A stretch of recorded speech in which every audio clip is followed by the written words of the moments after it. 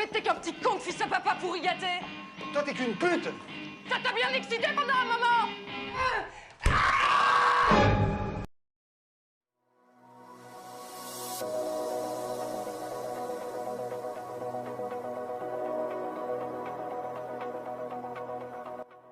PPP, halo para kaum rebahan, gimana kabarnya? Semoga kalian tetap sehat dan tetap kece ya. Kembali lagi dengan saya, City People Good in the World in the House in the Bedroom. Di video kali ini saya bakal merangkum sebuah film yang berjudul Star dan Service. Film ini dirilis tahun 2010, disutradarai oleh Emmanuel Berkot, dan dibintangi oleh Deborah Farhan-Kois, Ellen Kauki, Matthew Denny, dan masih banyak lagi. Film ini diangkat dari kisah nyata yang ditujukan untuk menarik perhatian pemerintahan Prancis pada tahun 2006, yang mana pada masa itu mengalami ekonomi sulit sehingga membuat seorang wanita rantau yang menjual diri untuk membiayai perkuliahannya. Untung ya di Indonesia mah gak ada kayak gini. Daripada dengerin curhatan saya yang garing, yuk langsung saja kita mulai. Seperti biasa, jangan lupa pasangkan handsfree, nyalakan wifi. Jagalah si Uhti jangan sampai pindah ke lain hati. Selamat menonton.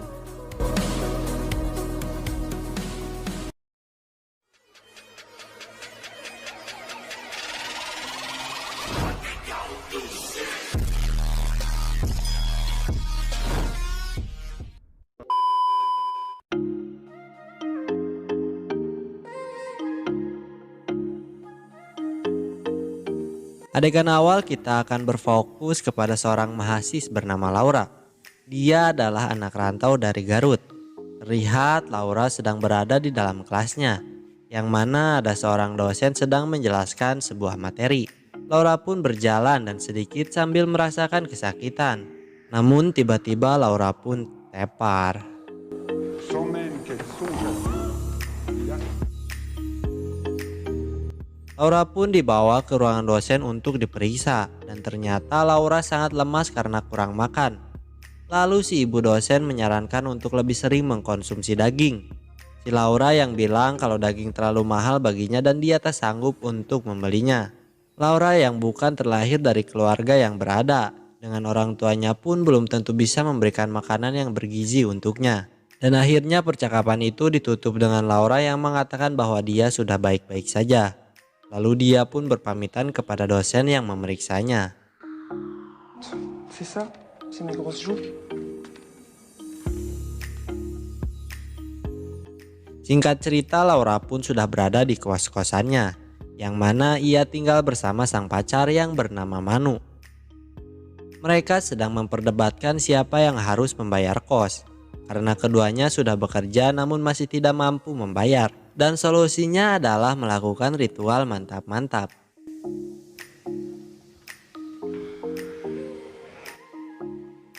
Lagi asik-asiknya bermantap-mantap, tiba-tiba lampu mereka mati.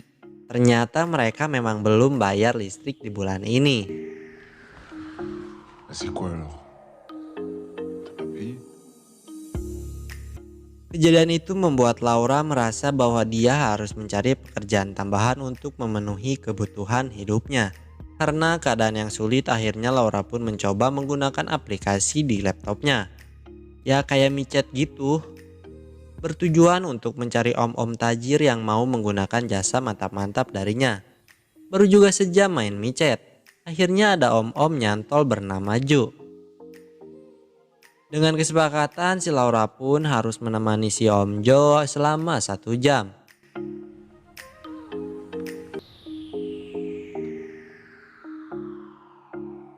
Di keesokannya Laura pun menemui Om Jo.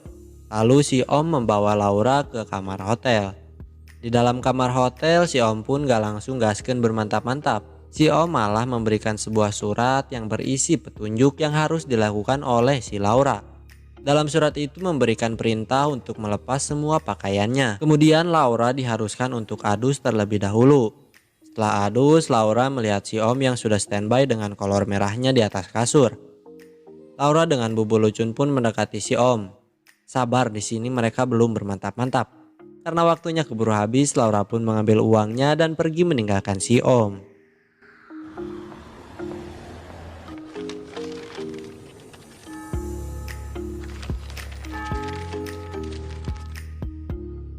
Laura yang mendapat banyak uang dari si Om pun langsung mentraktir teman-temannya makan di restoran. Lalu Laura pun memainkan lagi aplikasinya. Tidak lama ada seorang om-om yang nyantol dengan kesepakatan ditemani oleh Laura sama selama 1 jam. Mereka pun bertemu di sebuah restoran. Berjuga berapa huap si Om mengajak si Laura pergi. Karena si Om duitnya rada tipis dan gak mampu bayar hotel ataupun oyo, akhirnya mereka pun melakukan adegan bermantap-mantap di dalam mobil. Setelah si Om bucat, si Om pun langsung membayar dan menurunkan si Laura dari mobilnya.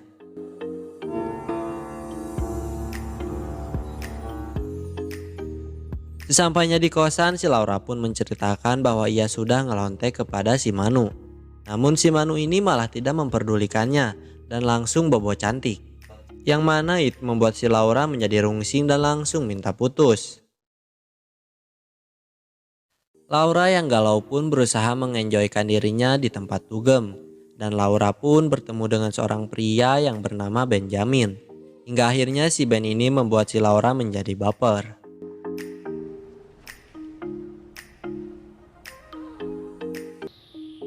Singkat cerita, kini kuliahnya sudah hampir memasuki akhir semester. Sesekali Laura menjadi model majalah dewasa. Laura pun harus mencari uang lebih untuk bisa menyelesaikan kuliahnya. Lalu si pemilik studio itu menawari Laura untuk menjadi pemeran di dalam film Blue. Dengan melakukan adegan bermantap-mantap dengan 2 orang sekaligus. Dan Laura pun dengan tegasnya menolak. Karena Laura merasa ia belum senakal itu. Sesampainya di kosan, Laura melakukan video call dengan teman kampusnya. Yang mana seorang wanita yang memiliki profesi sama seperti Laura. Temannya mengatakan dia baru saja memberi tas branded. Setelah dia melayani 20 orang lebih sekaligus. Anjir, 20 orang lawan 1. Laura pun kaget mendengarnya. Tapi dalam hatinya berkata bahwa dia sebenarnya iri.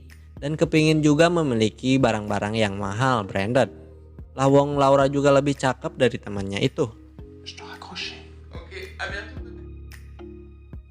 Laura pun party time bekerja sebagai mbak di sebuah apartemen. Ternyata bosnya seringkali memperhatikannya. Dan rupanya dia pun mulai menggoda paras cantik si Laura yang begitu mempesona. Dan bosnya pun menawari Laura untuk tinggal di kamar mewah yang ada di sana. Namun dengan syarat harus memenuhi kebutuhan bermantap-mantap sang bos. Laura pun dengan tegas menolaknya. Karena lagi-lagi menurutnya dia bukan cewek murahan. Bukan cewek gratisan. Je vais faire la poussière, j'ai cours, monsieur. Laura sendiri di dalam studinya memiliki nilai yang sangat-sangat baik. Di sela-sela bekerja, Laura juga selalu menyempatkan diri untuk belajar. Namun sekarang semester akhir sudah di depan mata. Dia membutuhkan laptop agar bisa belajar dengan maksimal. Laura pun mengecek sisa uang yang dimiliki, namun masih kurang sangat jauh. Laura pun mempunyai ide untuk menghubungi pelanggan pertamanya, yang dulu menurutnya adalah pelanggan yang paling baik, yaitu si Om Jo.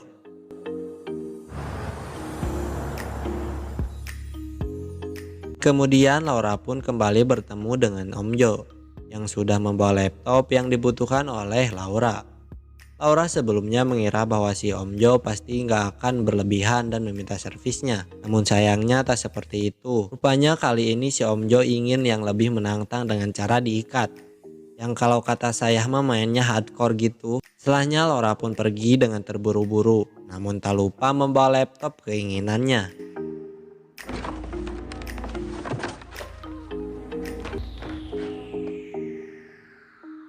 Sesampainya di rumah, Laura merasa sangat sedih karena baru saja mengalami hal buruk yang tidak diinginkan. Dan Laura pun membutuhkan seseorang untuk menjadi teman bercerita. Laura pun menghubungi pria yang bernama Benjamin itu. Laura pun menceritakan pekerjaannya yang sebenarnya kepada si Ben, yang mana rupanya si Ben ini sangat mengerti keadaan sulit yang dialami oleh Laura.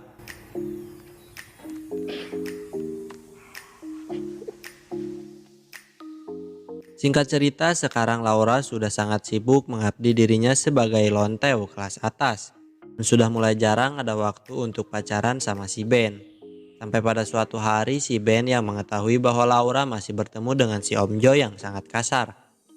Akhirnya si Ben pun memutuskan untuk menyudahi cerita cintanya dengan si Neng Laura. Laura pun dengan segala cara minta maaf kepada si Ben. Sampai-sampai si Laura rela menghisap sosis panggang milik si Ben di tempat umum. Namun si Ben tetap nggak mau memaafkan si Neng Laura. Bahkan si Ben malah merendahkan profesinya si Neng Mais Laura. c'est quoi, petit con de fils à papa pourri gâté? Toi, t'es qu'une pute. Non, maman!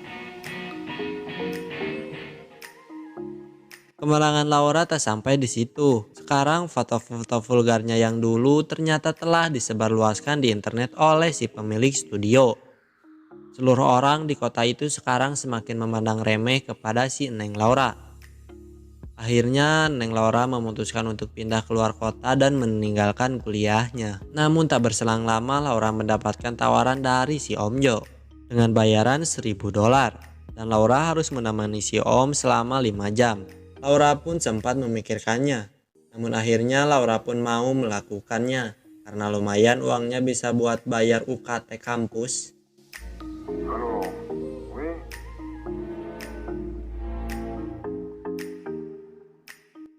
Besok harinya Laura pun diajak si Om Jo pergi ke sebuah klub. Di sana Laura diminta untuk menservis beberapa teman si Om Jo. Laura pun menurutinya demi $1.000. Namun sayangnya mereka malah bermain sangat-sangat ekstrim dan membuat si Laura sangat kewalahan.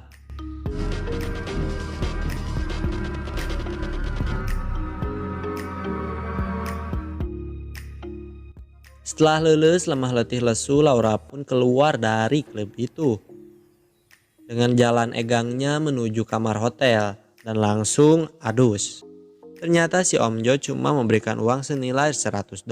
Tentu sangat berbeda jauh dengan kesepakatan sebelumnya. Laura pun menangis jadi-jadinya dan ngamuk-ngamuk di dalam kamarnya.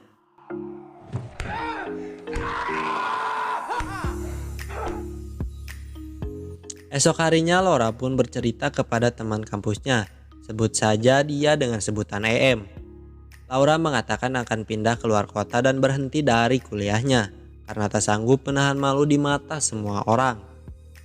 EM pun memberikan saran agar tetap melanjutkan kuliah. Soal absennya pasti EM akan membantu.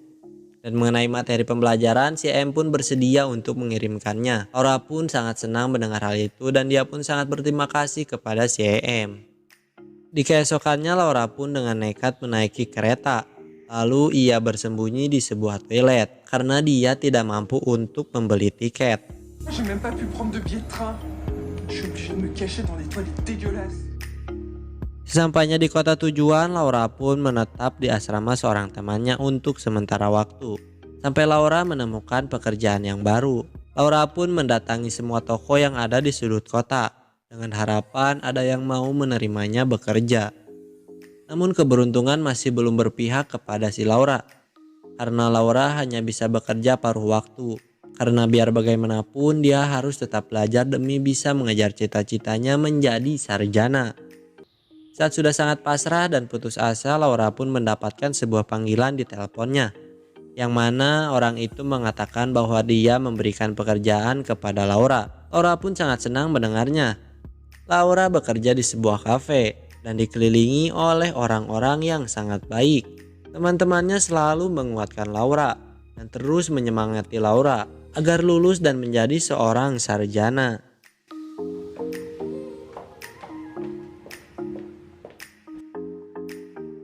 Dan sekarang tiba harinya saat ujian semester akhir.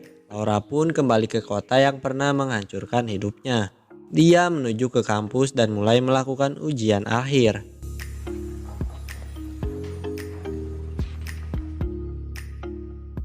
Singkat cerita, pengumuman hasil ujian pun keluar. Laura pun segera mengeceknya lewat komputer yang ada di kafe. Dan hasilnya sangatlah mengesankan. Laura berhasil lulus dengan predikat cum laude. Semua teman-temannya pun sorak bergembira dan merayakan kelulusan si Laura.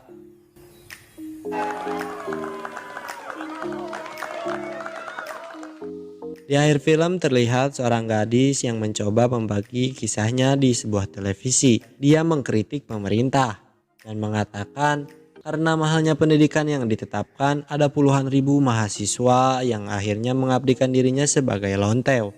Dan film Student Service 2010 pun tamat.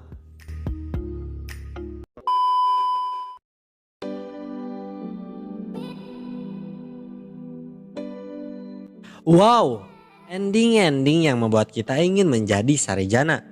Kalau menurut saya mah hebat ya si Laura. Dia bekerja keras untuk mencapai cita-citanya menjadi sarjana.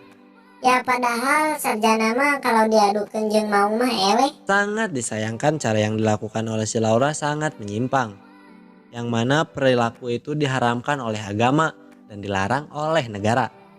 Jika kalian suka video ini, yuk bantu channel ini dengan cara like dan share videonya. Yang terpenting jangan lupa di sureback. Kalau udah sureback, yuk atuh nyalain loncengnya. Temukan lagi di video selanjutnya. Burung berkutut, burung gutilang. Sekian dan terima kasih. Bye bye.